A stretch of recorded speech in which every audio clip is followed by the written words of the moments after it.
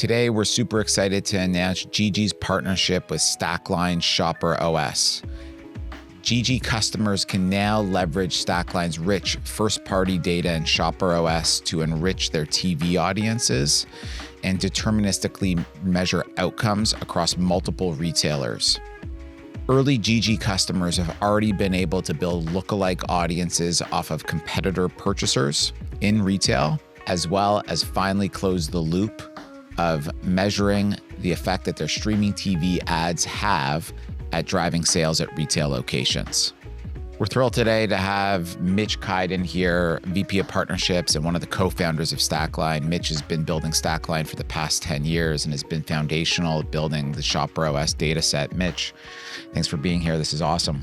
Adam, thanks for having me. So let's begin with the inception. Tell us about the inception of Shopper OS. How did this really begin? Yeah, Shopper OS, so we launched it earlier this year, but it's something that we've been working on for the past 3 or 4 years. One of the core theses that we had was we wanted to connect the brands to their end consumers. And so we built a number of new technologies, again, over the past 3 or 4 years that have allowed that. And ultimately, it culminates with a lot of very, very rich data that can be leveraged in the advertising world. What sort of data? Yeah, so the data that we're collecting, we have a panel of over 1 million shoppers. Those shoppers have purchased over $10 billion in retail transactions. And in this data set, we understand exactly what those individuals are purchasing. So at the retailer, at the product level, we can understand whether it was online or in store across the largest retailers in the US. And this panel's been growing. It didn't start at 1 million, obviously. You mentioned you launched in the past year. What's been the growth rate of this panel and how big do you want it to get? Yeah, great question. So yeah, we started at 0. We're over 1 million individuals, and that's taken the last 3 years. But we do have some new technology, which we'll get into, which we think is going to accelerate the adoption of the panel 3 or 4 times in the next year alone. So yeah, we have a lot of ambitions to grow it, which will just make the data and the audiences even more intelligent. So what is that technology? Yeah, so that technology is we call it direct-to-consumer checkout. Okay. So what we've built is, and it's a layer on top of a brand's D2C. So in some cases, like their Shopify. But what we found is most brands, they don't want to manage the actual, they don't want to manage the fulfillment of a direct-to-consumer business, right? The costs are very prohibitive, especially when you think about like a $5 box of cereal. Trying to ship that to a consumer from Seattle to New York, that's going to cost more than the $5. And so what we're doing is we're enabling and piggybacking off of the operations and fulfillment that these retailers like Amazon, Walmart, and Target, and all these retailers have. But what we're doing is we've built AI, so when a consumer is going through the checkout motion on the D2C site, our AI will complete the transaction. So we'll enter in the payment information and the shipping information, and as that is occurring, in the background, that order from the AI is getting processed and then shipped, via the retailer. Got it. At one of the retailers. So it's literally as though a consumer is on someone's D2C website. They're inputting all of their information, and then you're securely passing that data back to the end retailer, and the consumer gets to choose which retailer they want. So that could be Amazon, Walmart, Target. Yeah, right? exactly. You're creating buy buttons at any of those. And then you're now being able to, yes, I get it for the brand. So how is that then enriching the Shopper OS panel? Yeah, so, it's similar to almost like the where to buy, which is like that's not new in the retail space. We're just taking it, one level further. And why the brands in a lot of cases will love this, because there's an opportunity with this loyalty platform that we've built. And so you can, as brands, incentivize shoppers by making like repeat purchases and providing rewards back to the end consumer, which will then obviously improve like conversion rates. Mm-hmm. And more rewards equal a more engaged panel. which leads to a growing panel, which leads to a richer data set for Shopper OS. Yeah. And so you said Shopper OS launched this year. What did that launch entail? I remember seeing stuff around Cannes with Amazon ads. You mentioned a partnership. What were some of those things that you announced then, and how has that specifically evolved over the last year? Yeah. So the first product that we launched within the Shopper OS ecosystem is Shopper Analytics, and that's really rich data, understanding customer lifetime value, retention rates, household penetration rates, again across all of the largest retailers. And so it's a very, very sophisticated and it's a very detailed analytics product. So that was the first launch of Shopper OS. And then the second component was something that actually Amazon brought to our attention at the beginning of the year, and something that we've worked through for most of 2024. We launched our first case study at Cannes, and that is multi-retailer attribution. Mm-hmm. So with multi-retailer attribution, what we're able to understand is for individuals, when they're exposed to ads, a lot of times they won't make that purchase on the ad network where they were exposed for the ad. So, for example, and why we started with Amazon was through Prime Video. So one of our clients, they spent about $9 million on streaming TV, Thursday Night Football streaming TV commercials in 2023. Mm-hmm. And that $9 million investment yielded about $2.5 million in sales on Amazon, right? But which technically is not the best ROAS. Technically is not. I know that you're not buying Thursday Night Football ads for ROAS, but if you were technically, and what attribution model were you using for that? Was that last touch attribution the way that Amazon does it? Those metrics were specifically and directly from Amazon. Yeah. So yeah, it was last touch attribution, right. and that's what Amazon reported. Right. So it probably could have been a lot more. It was just using the Amazon's DSP's last touch attribution model for STV, which is a whole other story altogether. But anyways, keep on going. Yeah, definitely.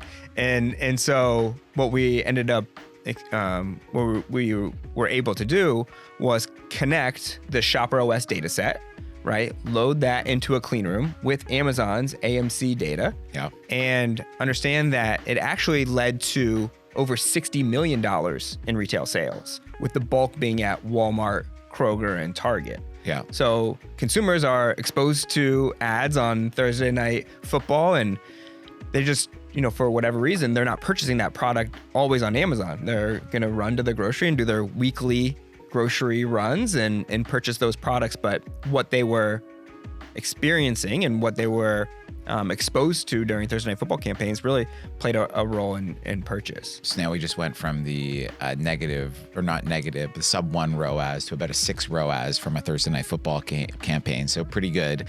And there's other ways that we can look at it too. Yeah. So like if we're also able to understand what a sales per shopper was before they were exposed to ads. Yeah. And then we saw an increase in the sales when they were exposed to ads, when they were exposed to 1 to 10 ads, yeah, and then 11 plus ads. So yeah. I mean the results, we can really like slice the data in a number of different ways to show like truly incremental sales. Yeah. And you mentioned 60 million in sales. Is that all deterministically saw ad then bought product, or is there a little bit of like a probabilistic lift on top of that? Yeah, so it's a deterministic match. So okay. Through our panel, we have the direct SKU level transactions. Then we understand the brand and the category of every product. And through our panel, what we're able to do is understand and only match when that individual consumer was exposed to an ad and made that purchase. Yeah. And then the last step is scaling Yeah. based off of the overall ad metrics inside the panel. Got it. Can you speak to how those scaling algorithms or models are built and based upon? Yeah, so a lot of it's based off of the overall advertising metrics. So looking at the like total spend from the Amazon campaign and then understanding from the panel the different data sets that have gone into it. And so our data science team has built a model to help with that. Cool. So yeah, one of the things that I say, if you hang out with me enough, you'll hear me say this at least 1 to 3 times a week, is the further up the funnel you go, the less control you have as to where people convert. And so many people that are buying Amazon streaming TV ads, yeah, sure, they want to measure sales on Amazon, but they also sell products in retail, and they also sell products in first-party channels like D2C sites. And so when people have all these other places that they can capture deterministic conversion data, it behooves every single brand to bring in as many of these possible sources as they can in order to measure the effect of the TV campaign. And so right now, like every single one of our brands are using our product to measure deterministically the effect that their Amazon streaming TV ads have at driving Amazon sales and D2C sales on first-party channels. But the retail piece has always been a big question for them. And that's when, we met in April and you told me about this panel, and I'm like, oh my goodness, like this is first-party data. Like this is your first-party data. And everyone talks about first-party data collaboration. And I think one of the most exciting things about this partnership that we've uncovered here is that this is multi-tenant first-party data collaboration. It's not just Amazon and a brand, but now it's this company, you guys in Stackline, who have worked tirelessly to build this incredibly rich first-party data set in the Shopper OS panel. And now brands should be able to benefit from it, not only for multi-retailer attribution, but also for audience building. And I think that that's a really important piece as well, is when people are beginning to think, hey, how can I build lookalike audiences off of my best performing customers? And best performing customers might be through a variety of things like repeat purchasers or just biggest spenders as possible. You want to extract as many potential purchasers of your brand as you can. And that's one of the cool things about the Shopper OS panel, is that not only are you getting those people on Amazon or your D2C site, but you're getting that in retail as well. Yeah, definitely. And I mean, when we rode the elevator up to the AI event, and I got that literally the elevator pitch of Gigi, and in the back of my mind, like the wheels were turning when you described everything Gigi was building to help brands better manage probably the hardest advertising format to go after, right, with streaming TV. And just in the back of my mind, because we were working closely already with Amazon on the multi-retail attribution, the wheels were turning, and I knew through the audiences, through some of the measurement that we had access to, it would be a really, really great partnership. Yeah, awesome. And one of the other cool things is a lot of this wouldn't be possible without the maturation of some of Amazon's ad tech. Well, one, streaming TV ads have obviously grown significantly with Amazon. So the value of measuring retail sales through streaming TV is much more pronounced now, given that everyone needs to have an Amazon Prime Video strategy if you sell on Amazon, and even if you don't sell on Amazon. So that's one. The other is we've collectively and individually leaned in very heavily into AMC, AWS clean rooms for data collaboration. And we're really excited to be able to bring these products to market by using the cutting edge of Amazon's ad tech that, frankly, if we were sitting here last year, we wouldn't have been able to do this. Definitely. Yeah. I mean, I think with everything, the ability through AMC to collect and analyze and match data, I mean, it's very advanced, and they've made significant progress over the past year.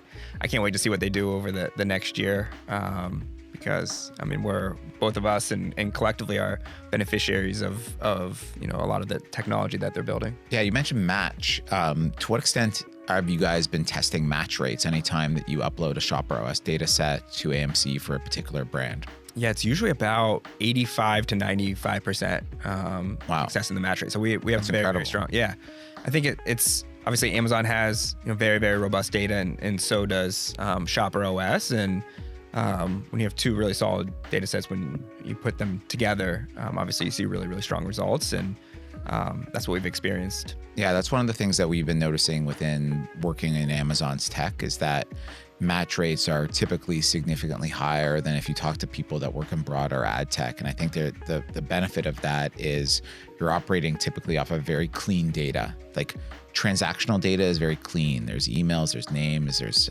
phone numbers tied to a lot of this. You're giving Amazon your proper credentials because It's Amazon. You don't want to mess up your credentials. You don't want products going to the wrong person.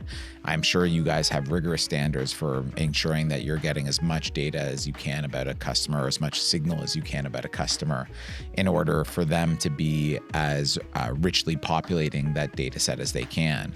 So high match rates just lead to higher fidelity ads for both targeting and measurement. And I think that that's one of the main benefits of working in the Amazon ecosystem. Yeah, and at Stackline, what we've been doing is we've been working with large amounts of product level data for the past 10 years. And so across all retailers, understanding the individual SKU, right? Classifying it to the brand and manufacturer, what category, subcategory, matching products, the same products across retailers to show the different prices. And so there's a lot of data science that we've built and continue to refine over the past 10 years, which has made a lot of the technology and the outputs to be, very, very successful in matching. Yeah. Some of the audience pieces that are uncovered within this partnership are really exciting. So one of the things we've both lived in sponsored ads of Amazon for a little bit over the past 10 years. And one of the things that I always noticed with potential customers and existing customers was everyone was super excited about conquesting strategies on search. Everyone wants to conquest their competitors, but they're actually unable to do so using the DSP, in particular for retail transactions. They are for using ASIN build audiences in the DSP.